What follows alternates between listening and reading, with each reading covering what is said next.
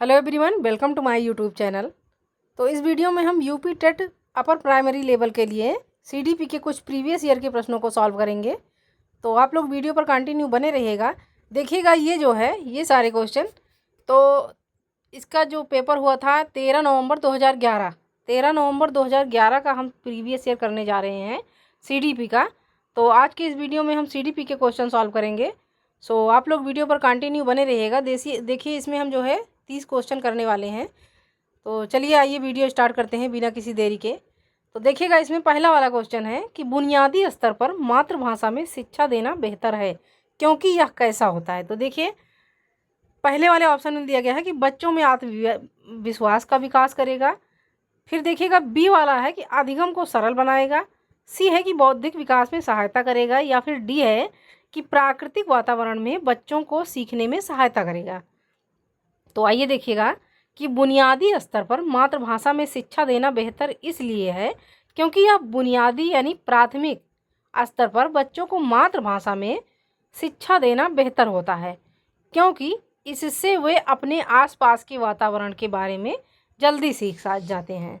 सो इसका right answer देखिएगा हो जाएगा ऑप्शन नंबर डी। देखिएगा ये जो है पेपर सॉल्व है पूरा, इसकी हल सहित व्याख्या की गई है। तो चलिए इसमें हम देखेंगे अगला वाला क्वेश्चन। तो नेक्स्ट नंबर क्वेश्चन देखिएगा कि श्यामपट्ट पर लिखते समय सबसे महत्वपूर्ण क्या है।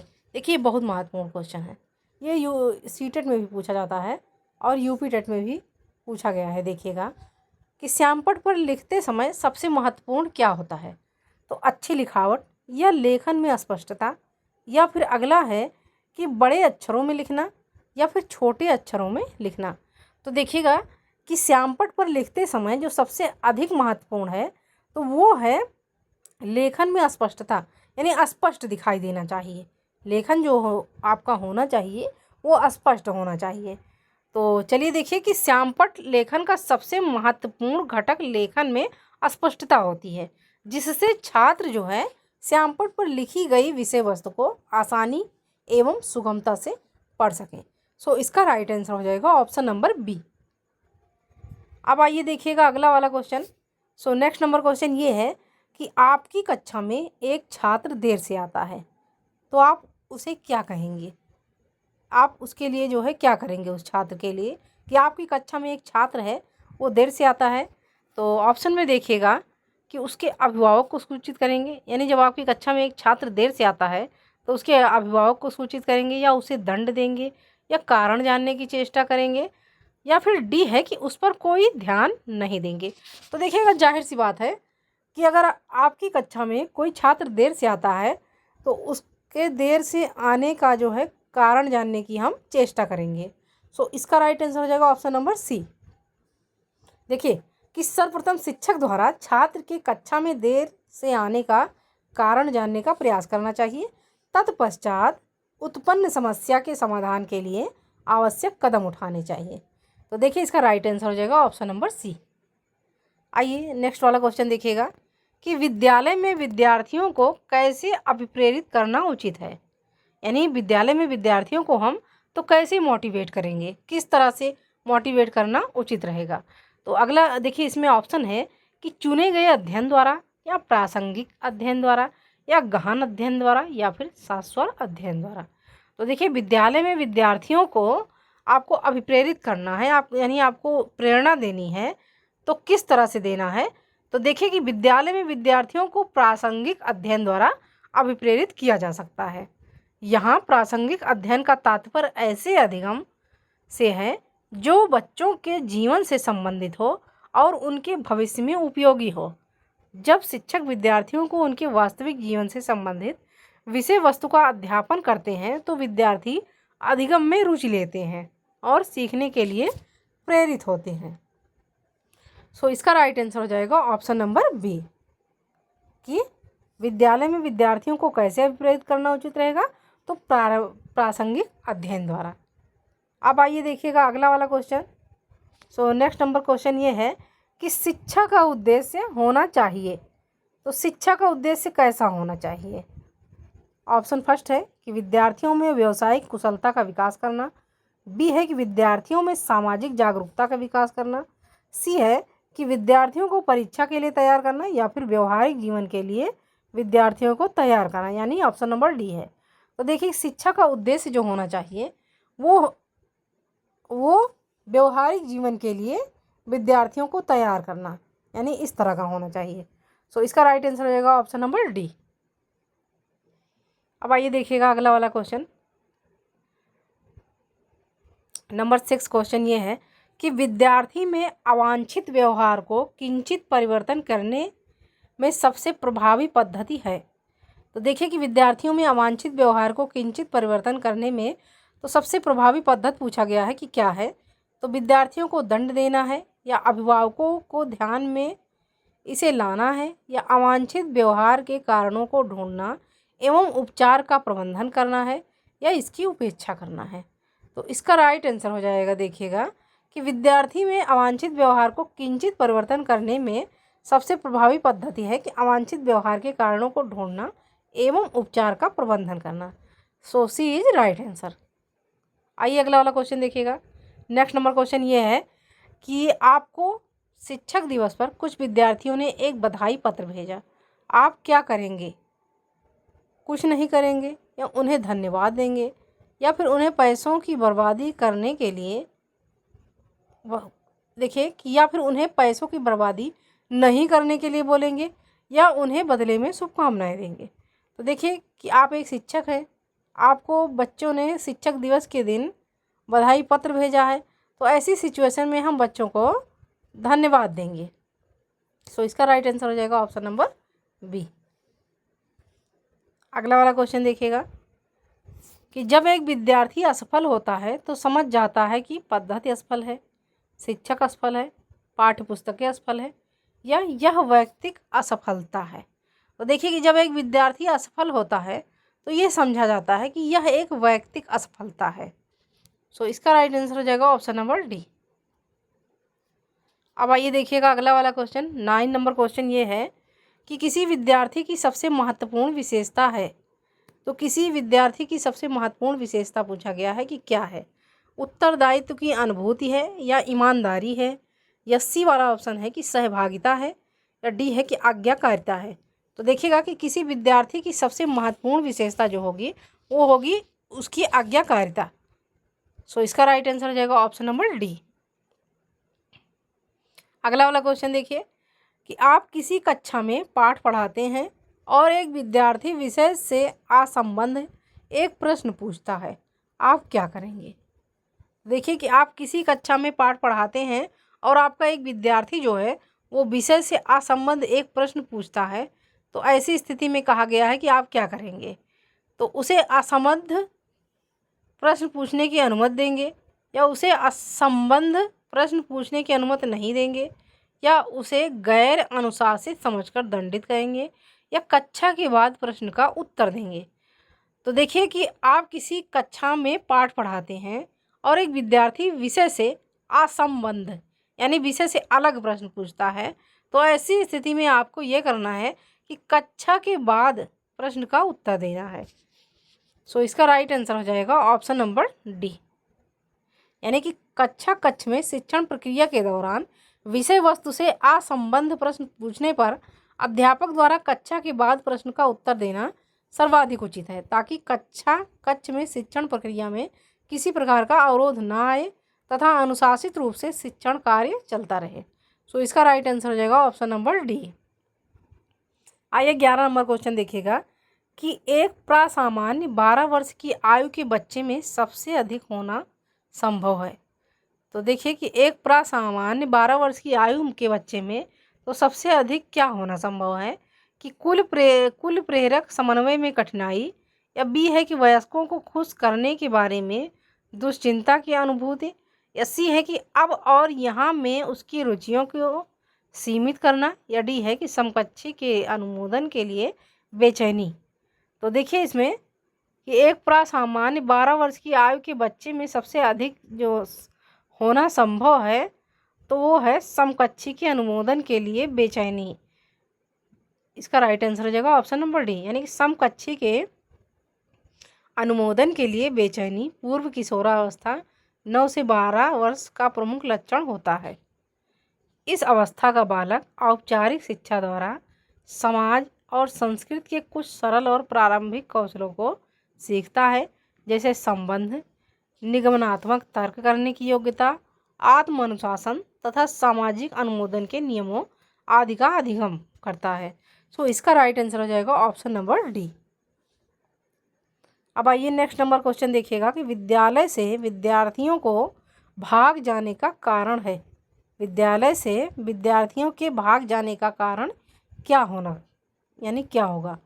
तो कक्षा शिक्षण में रुचि का अभाव, विद्यार्थियों में अध्ययन में रुचि का अभाव, विद्यार्थियों को दंड नहीं देना, या समस्या के प्रति शिक्षकों की निर्दय अभिवृत्ति। तो देखिए, विद्यालय से विद्यार्थियों को भाग जाने का कारण जो है तो समस्या के प्रति शिक्षकों की निर्दय अभिवृत्ति। और इसमें देखिएगा कि विद्यार्थी द्वारा विद्यालय से भागने की प्रवृत्ति के मुख्य कारण निम्न है। पहला है कि छात्रों की समस्याओं के प्रति शिक्षकों की असंवेदनशील रवैया। उसके बाद सेकंड दिया गया है कि विद्यालय के वातावरण का अप्रजातांत्रिक स्वरूप। थर्ड है कि छात्रों में सुरक्षा की भावना का अभाव। तथा फोर्थ वाला ऑप्शन है कि शिक्षण कार्य का सुचारू रूप से न चलना। यानी ये सब कारण हो सकते हैं। आइए देखिएगा अगला वाला क्वेश्चन। 13 नंबर क्वेश्चन है कि विद्यार्थियों में श्रम की स्फूर्ति का विकास करने के लिए, तो विद्यार्थियों में श्रम की स्फूर्ति का विकास करने के लिए क्या करना चाहिए कि शिक्षक अपने ही श्रम में प्रवृत्ति दिखाएगा, या शिक्षक श्रम के महत्व पर व्याख्यान करेगा, या फिर समय समय पर विद्यार्थियों को श्रम करने के अवसर देना पड़ेगा, या डी है कि विद्यार्थियों को श्रम करने वाले लोगों का उदाहरण देना पड़ेगा। तो देखिए, इसका राइट आंसर हो जाएगा ऑप्शन नंबर सी कि समय समय पर विद्यार्थियों को श्रम करने का अवसर देना पड़ेगा। अगला वाला क्वेश्चन देखिएगा कि बाल विकास की परिभाषा का अध्ययन क्षेत्र जो मानवीय सामर्थ्यों में परिवर्तन का परीक्षण करना, या जीवन अवधि के दौरान व्यवहार की व्याख्या ढूंढेगा, या बच्चों की वयस्क तथा वरिष्ठ नागरिकों के साथ तुलना करेगा, या डी है कि किसी बच्चे के संज्ञानात्मक, सामाजिक तथा दूसरे सामर्थ्यों के क्रमिक विकास के लिए उत्तरदायी होगा। सो देखिए, इसका राइट आंसर हो जाएगा ऑप्शन नंबर डी कि किसी बच्चे के संज्ञानात्मक, सामाजिक तथा दूसरे सामर्थ्यों के क्रमिक विकास के लिए उत्तरदायी होगा। अगला वाला क्वेश्चन देखिए, क्वेश्चन नंबर 15 है कि प्राथमिक शिक्षक के लिए बाल मनोविज्ञान का ज्ञान आवश्यक है क्योंकि यह बच्चों को अनुशासित बनाने में सहायता करता है, या परीक्षा में परिणाम में उन्नति होती है, या अगला वाला ऑप्शन देखिएगा कि यह बच्चों को अभिप्रेरित करने के लिए सुविधाजनक तरीका बन जाता है, या फिर यह बच्चों के व्यवहार को समझने में शिक्षक की सहायता करता है। तो इसका राइट आंसर हो जाएगा ऑप्शन नंबर डी कि यह बच्चों के व्यवहार को समझने में शिक्षक की सहायता करता है। अगला वाला क्वेश्चन देखिए कि मानवीय मूल्यों जो प्रकृति में सर्वाधिक हैं के विकास का अर्थ है कि मतारोपण है, या अंगीकरण है, या अनुकरण है, या अभिव्यक्ति है। तो मानवीय मूल्य जो प्रकृति में सर्वाधिक है के विकास का अर्थ है अंगीकरण।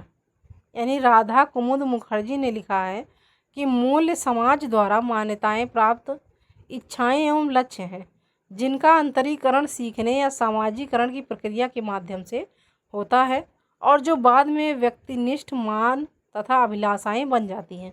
अर्थात मानवीय मूल्यों का पीढ़ी दर पीढ़ी अंगीकरण होता है, और इसी प्रकार उनका विकास भी पीढ़ी दर पीढ़ी होता है। सो इसका राइट आंसर हो जाएगा ऑप्शन नंबर बी, अंगीकरण, बी वाला देखिएगा। अगला वाला क्वेश्चन है कि अपने विद्यार्थियों को समझने के लिए एक शिक्षक में अच्छी जानकारी होनी चाहिए। तो किस चीज़ की जानकारी होनी चाहिए अपने विद्यार्थियों को समझने के लिए एक शिक्षक में? कौन कौन सी जानकारी होनी चाहिए? बाल मनोविज्ञान की, बच्चों को समझने की, या फिर अगला है कि विषय वस्तु के प्रति विद्यार्थियों के मत की, या नेक्स्ट है उपरोक्त सभी की। तो देखिए कि अपने विद्यार्थियों को समझने के लिए एक शिक्षक में तो ये सभी जानकारी होनी आवश्यक है। सो इसका राइट आंसर हो जाएगा ऑप्शन नंबर डी। अब चलिए अगला वाला क्वेश्चन देखिएगा। नेक्स्ट नंबर क्वेश्चन ये है कि निम्न में से किस स्तर में बच्चे अपने समकक्षी वर्ग के सक्रिय सदस्य हो जाते हैं? Very very most important question है ये भाई, बहुत पूछा जाता है कि निम्न में से किस स्तर में बच्चे अपने समकक्षी वर्ग के सक्रिय सदस्य बनते हैं? किशोरावस्था में, वयस्कावस्था में, या प्राक बाल्यावस्था में, या बाल्यावस्था में? तो इसका राइट आंसर हो जाएगा कि ऑप्शन नंबर डी, बाल्यावस्था में। बाल्यावस्था में देखिएगा कि बाल्यावस्था में बच्चे अपने समकक्षी वर्ग के सक्रिय सदस्य बनते हैं। इस समय बालक अपना अधिक से अधिक समय दूसरे बालकों के साथ व्यतीत करने का प्रयास करता है। रास ने इसे और अधिक स्पष्ट करते हुए कहा कि बालक प्रायः अनिवार्य रूप से किसी न किसी समूह का सदस्य बन जाता है। सो इसका राइट आंसर हो जाएगा option number D. Next question देखिएगा। नेक्स्ट नंबर क्वेश्चन ये है कि मनोचित्रण का संदर्भ है। तो मनोचित्रण का संदर्भ जो है किस चीज़ से है? अर्थग्रहणता को बढ़ाने की एक तकनीकी है, या जोखिम भरे कार्य के लिए कर्म योजना है, या मन का चित्र खींचना है, या फिर मन के प्रकार का अन्वेषण है। तो मनोचित्रण का संदर्भ जो है वो मन के प्रकार का अन्वेषण करना ही मनोचित्रण कहलाता है। सो इसका राइट आंसर हो जाएगा ऑप्शन नंबर डी। आइए देखिए अगला वाला क्वेश्चन कि प्रतिभाशाली होने का संकेत निम्न में से क्या नहीं है। तो इसमें कहा गया है कि प्रतिभाशाली होने का संकेत जो है तो निम्न में से क्या नहीं है? विचारों में सृजनात्मकता, या दूसरों के साथ लड़ना, या फिर अभिव्यक्ति में अनूठापन, कौतूहल। तो देखिएगा कि प्रतिभाशाली होने का संकेत जो है दूसरों के साथ लड़ना, ये नहीं है। आप ऑप्शन देखते ही जो है पहचान जाएंगे, ये वाला नहीं होगा। ठीक है, तो ऑप्शन नंबर बी जो है इसका सही उत्तर हो जाएगा। अब इसकी व्याख्या देख लीजिएगा कि प्रतिभाशाली होने का संकेत निम्न है।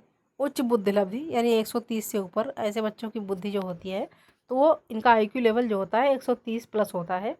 उसके बाद विचारों में सृजनात्मकता होती है, उत्सुकता होती है, अभिव्यक्ति में अनूठापन होता है, और दूसरों के साथ लड़ाई झगड़ा करना प्रतिभाशाली होने का संकेत नहीं है। ठीक है, तो इसका राइट आंसर हो जाएगा ऑप्शन नंबर बी। आइए देखिए अगला वाला क्वेश्चन देखिएगा कि बालिका शिक्षा को महत्ता देना उचित है क्योंकि बालिकाएं बालकों से अधिक बुद्धिमती होती हैं। ये तो जेंडर रूढ़िवादिता हो गया, ये तो होगा नहीं। अगला देखिए कि बालिकाएं बालकों से अल्पसंख्यक होती हैं। इसमें भी देखिए रूढ़िवादिता दर्शाया गया है। सी है कि अतीत में बालिकाओं को बुरी तरह से विभेदित किया जाता है, या फिर डी है कि किसी सामाजिक परिवर्तन के नेतृत्व में केवल बालिकाएं ही समर्थ होती हैं। तो बालिका शिक्षा को महत्व देना उचित है क्योंकि, तो इसका राइट आंसर हो जाएगा किसी सामाजिक परिवर्तन के नेतृत्व में केवल बालिकाएं ही समर्थ होती हैं। सो इसका राइट आंसर होगा ऑप्शन नंबर डी, किसी सामाजिक परिवर्तन में।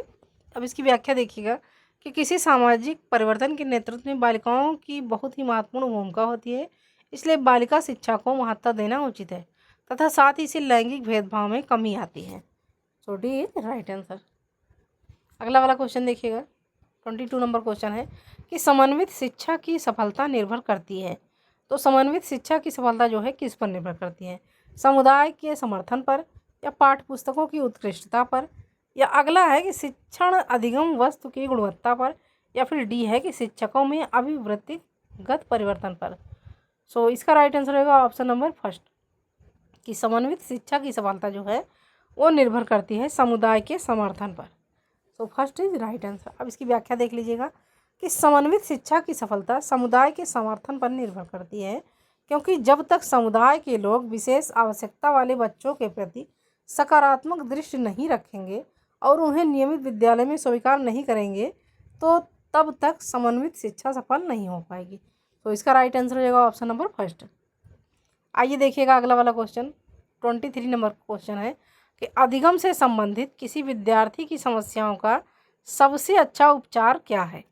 तो अधिगम से संबंधित किसी विद्यार्थी की समस्याओं का सबसे अच्छा उपचार तो कठोर परिश्रम का सुझाव, यानी ये होगा, या ग्रंथालय में निरीक्षित अध्ययन, या निजी शिक्षण का सुझाव, या निदानात्मक शिक्षण।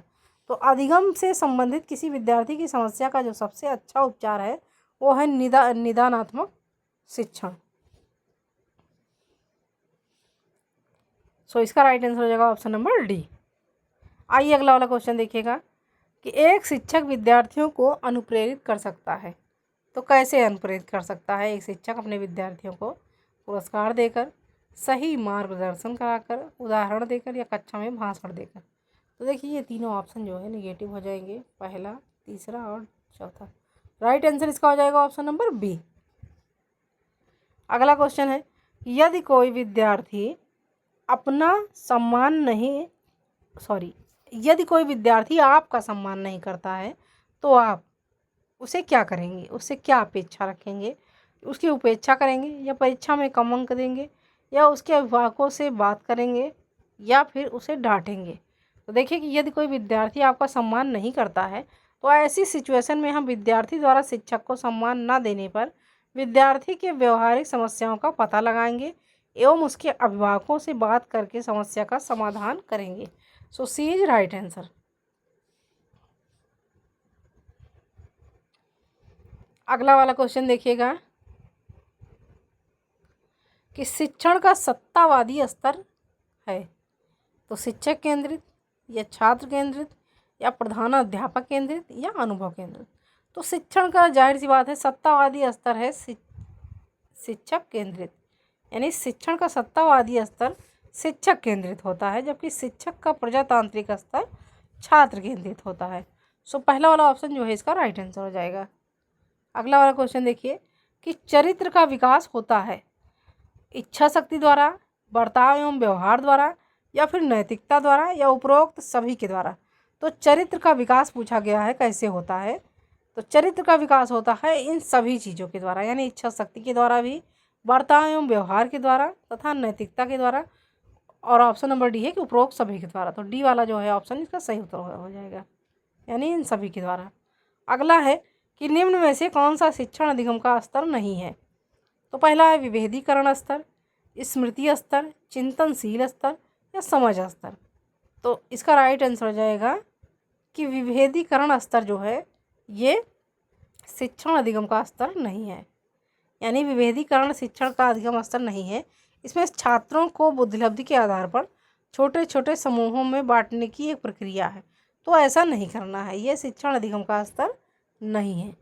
तो नहीं के लिए ऑप्शन नंबर ए है, ए जो है इसका सही उत्तर हो जाएगा। आइए नेक्स्ट नंबर क्वेश्चन देखिएगा कि यदि एक विद्यार्थी कक्षा में भाग लेने में संकोच करता है तो आप क्या करेंगे?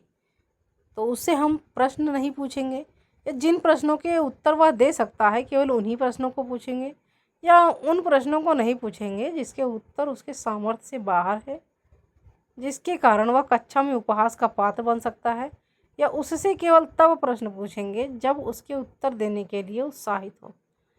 तो इसका सही उत्तर हो जाएगा ऑप्शन नंबर डी कि उससे केवल तब प्रश्न पूछेंगे जब वह उसके उत्तर देने के लिए उत्साहित हो। सबसे लास्ट वाला क्वेश्चन है कि शिक्षक का बर्ताव जो है कैसा होना चाहिए? तो प्रशासनात्मक होना चाहिए या शिक्षाप्रद या आदर्शवादी या निर्देशात्मक? तो शिक्षक का बर्ताव जो होना है वो होना चाहिए आदर्शवादी। तो देखिए इसमें जो है हमने 30 क्वेश्चन प्रीवियस ईयर के कर लिए हैं। अब नेक्स्ट वीडियो में हम हिंदी के 30 क्वेश्चन करेंगे प्रीवियस ईयर के, उसके बाद एसएसटी के ऐसे ही कराएंगे। तो आप लोग वीडियो जो है कंटिन्यू देखिएगा जब तक पेपर नहीं होता है, ऐसे ही हम वीडियो रोज़ लेकर आते रहेंगे। सारे प्रीवियस ईयर के क्वेश्चन कराएंगे जो कि मोस्ट इम्पॉर्टेंट है। So best of luck.